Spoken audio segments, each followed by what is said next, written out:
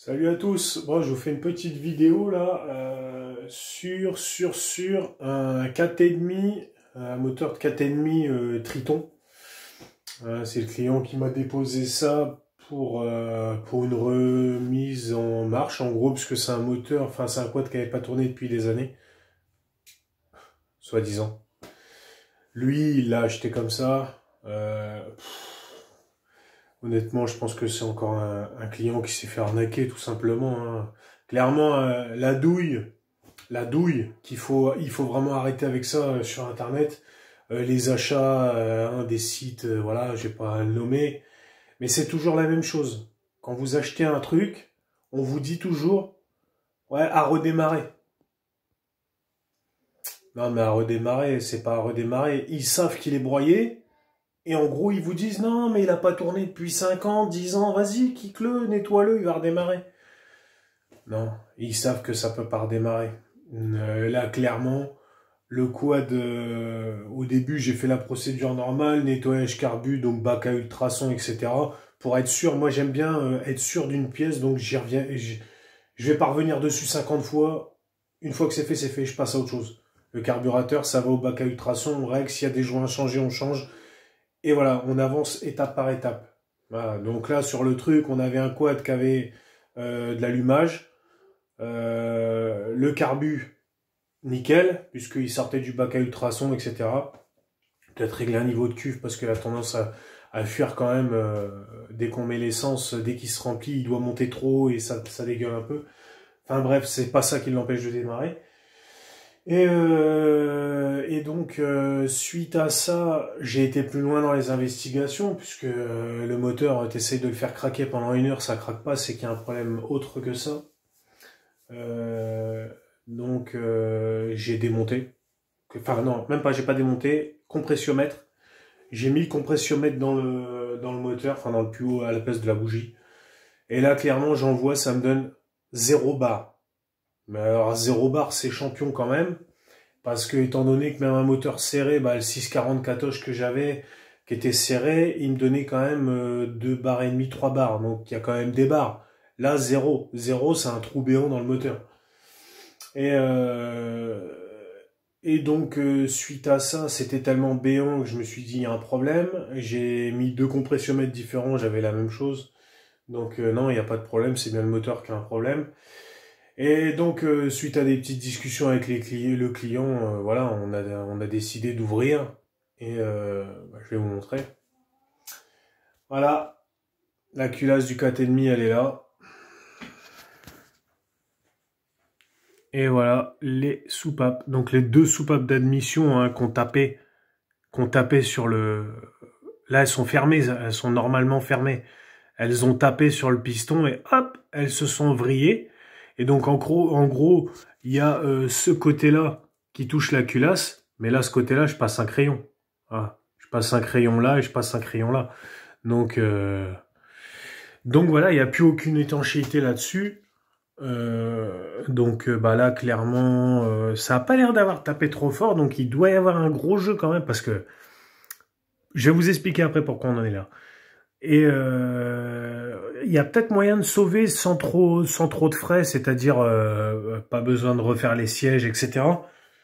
Je pense qu'il y a moyen, avec 2 soupapes neuves, de rattraper le truc, hein, clairement. Après, faudra voir, faudra contrôler, voilà, il y aura plein de choses à faire. Mais je pense qu'il y a moyen, voilà. Mais là, c'est la chance, hein. Là, clairement, le client, il a eu une chance de dingue. Et pourquoi on en est là? Tout simplement parce que moi, quand j'ai regardé, quand j'ai essayé de la démarrer et tout, vu qu'il n'y avait pas de compression, après j'ai cherché plus loin, j'ai ouvert et j'ai découvert qu'en gros la chaîne la distribution, elle était complètement pas normale. C'est-à-dire que le repère T qu'on a sur le rotor d'allumage, qui lui nous donne la position du piston, de la bielle et donc du piston. Donc le repère T nous indique que le piston dans le cylindre, il doit être tout en haut. Il est en haut de sa phase. Et là, moi, quand je quand j'ouvre le petit capuchon et que je regarde dans l'œilleton le repère T, donc je suis bien repère T en bas. Par contre, en haut, je suis pas bon du tout. C'est-à-dire que les arbres à cam, ils sont ouverts comme ils veulent. Enfin, c'est la fête du slip, hein, clairement. Donc, je plonge, je vire la bougie, je plonge quelque chose dans le puits de bougie, un tournevis long, et puis je refais la phase de descente du cylindre du piston. Et donc, en gros, quand je suis au repère T, je suis en bas. Voilà. Et quand je me mets au point mort haut, donc avec mon tournevis, je suis pas du tout au repère. Donc, clairement, là quand ça commence à faire ça, c'est qu'il y a une couille, mais elle est bien, là. Donc, j'ai viré le carter, j'ai démonté le rotor d'allumage, et là, c'est le drame. Eh ouais, parce que les cons, ils ont pas trouvé mieux que de monter le rotor sans clavette. Hein, c'est vrai que... Après, normalement, c'est pas censé bouger. On a déjà fait pas mal de tests là-dessus. Il y a pas mal même de préparateurs et tout qui avaient fait des tests qui décalaient les rotors, même sur des grosses bécanes, enfin des grosses prépas, où ils décalaient les rotors juste pour modifier l'avance à l'allumage. Parce que là, en gros, vu que c'est claveté, on peut pas modifier. Mais il y avait des préparateurs qui modifiaient. Et ça bougeait pas, puisqu'en gros, l'emmanchement conique du vélo, de la queue de vélo, fait que c'est vraiment serré.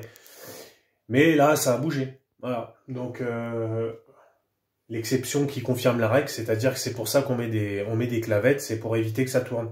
Et là, les ânes, ils ont dû perdre la clavette quand ils avaient démonté pour faire je ne sais quoi. Et en gros, ils ont remonté comme ça, et puis voilà, démerde-toi. Démerde-toi, ils ont dû péter le bloc. Hein, là-bas, à force de tourner, peut-être ils ont roulé un petit peu comme ça. Le rotor, il a tourné.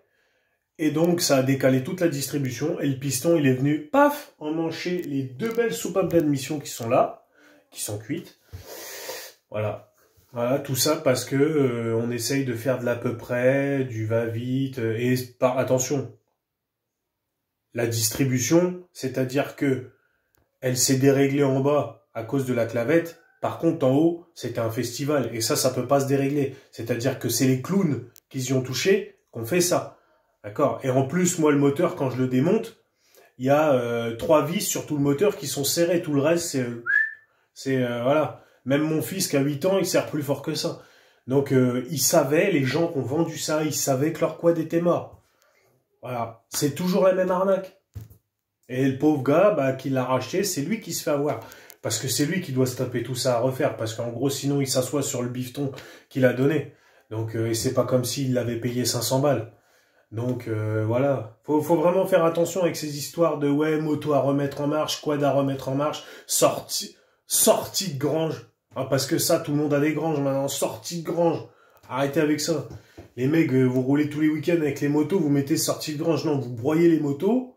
Et une fois que vous avez broyé les motos, vous les vendez sur pour dire oh non, à remettre en marche. Non, vous savez que vos moteurs sont cuits. Là, voilà, je suis désolé. Et c'est pas le premier.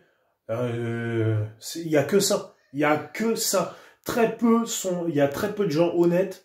Donc arrêtez de. Je veux dire, même nous, quand on repasse derrière ce que les clients ont fait, on est obligé de faire comme s'ils avaient rien fait. Parce que des fois, il y en a qui vont nous enjoliver le truc. Voilà. Donc faites attention quand même, hein, parce que là, le pauvre, voilà, c'est pour lui tout ça. Donc voilà, à part ça, rien d'autre. Si, un petit retour sur les moteurs qui sont partis au Touquet, on avait 4 blocs qui sont partis là-bas, nickel, donc 4 blocs en tout, dans tout mélangé, hein, Espoir, Vintage, et la session de dimanche de 3 heures, on n'avait pas de quad. On a 4 blocs. Les 4 blocs sont rentrés entiers. Voilà, ils ont fait ce qu'ils avaient à faire. Donc c'est bien, c'est une bonne chose. On est content. Voilà, les 4 blocs, il n'y a rien qu'à casser. Donc c'est une bonne chose, c'est bien. Moi je suis content pour les pilotes, que ce soit, c'est bien de terminer quand on investit autant dans une cause, quelque chose qui vous tient à cœur. c'est bien de pouvoir la terminer. Franchement, casser un moteur au bout de 10 minutes, putain, avec tout ce que ça engendre comme frais, l'inscription qui coûte cher, le déplacement, l'essence qui coûte une fortune, le casse-croûte, machin, c'est des week-ends qui coûtent cher. Quand t'arrives et que tu pètes au bout de 10 minutes, ouais, t'es content. Donc si en plus c'est de la faute du mécano, tu vois, c'est l'air con. Donc moi je suis content, les 4 blocs qu'on a envoyés là-bas, voilà, nickel. Donc c'est très bien. Voilà, donc bon bah suite au prochain épisode du 450, là, on va déjà trouver les pièces parce que c'est une galère à trouver. Et voilà. Bon bah sur ce, je vous dis à plus et puis bonne soirée à vous.